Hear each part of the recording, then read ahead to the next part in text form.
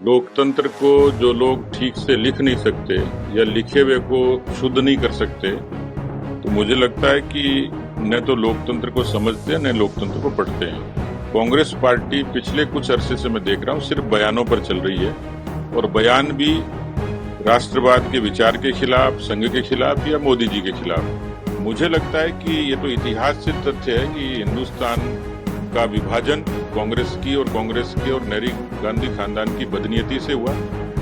आपातकाल उनके कारण लगा, 356 का दुरुपयोग उनके कारण हुआ। जातियों को बांटने का काम वोट बैंक की राजनीति से कांग्रेस ने किया। दुर्भाग्य तो ये था कि कांग्रेस को 55 वर्ष तक राज करने का अवसर मिला, और सौभाग्य ये था कि 2014 में एक राजनीतिक क्रांति हुई जिसने कांग्रेस को हाशिए पर छोड़ दिया। मुझे लगता है कि कांग्रेस पार्टी, नेहरू गांधी खानदान के लोग सत्ता से बाहर रहने के आदी नहीं थे, और वो जो छटपटाहट है वो बयानों में हर बार दिखती है। कल कांग्रेस के प्रदर्शन में उनका एक बैनर देखा मैंने। लोकतंत्र को जो लोग ठीक से लिख नहीं सकते या लिखे हुए को शुद्ध नहीं कर सकते, तो मुझे लगता है कि न तो लोकतंत्र को समझते हैं न लोकतंत्र को पढ़ते हैं। खड़गे जी से लेकर राहुल गांधी जी से लेकर सोनिया गांधी जी और प्रियंका गांधी जी से लेकर कांग्रेस पार्टी पिछले कुछ अरसे से मैं देख रहा हूँ सिर्फ बयानों पर चल रही है, और बयान भी राष्ट्रवाद के विचार के खिलाफ, संघ के खिलाफ या मोदी जी के खिलाफ।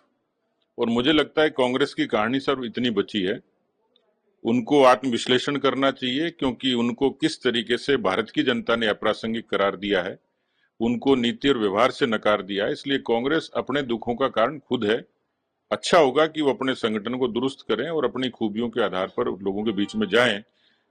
कई बार कहा हुआ बयान खुद पर लागू होता है, इसका विश्लेषण कम लोग करते हैं। उन्होंने बांटने की और जहर की बात की, मुझे लगता है कि ये तो इतिहास से तथ्य है कि हिंदुस्तान का विभाजन कांग्रेस के और नेहरू गांधी खानदान की बदनीयती से हुआ।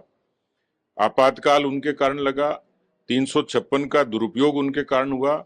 देश में सांप्रदायिक दंगे उनके कारण होते थे, भ्रष्टाचार के कारण नेता उनके जेल में जाते थे। जीप घोटाले से लेकर और 2G और स्पेक्ट्रम घोटाले तक की लंबी फहरिस्त उन्हीं के खाते में लिखी हुई है। जातियों को बांटने का काम वोट बैंक की राजनीति से कांग्रेस ने किया। मुझे लगता है कि अब ये भारत की जनता ने उनकी फितरत को ठीक से पहचान लिया, और ये देश का सौभाग्य था।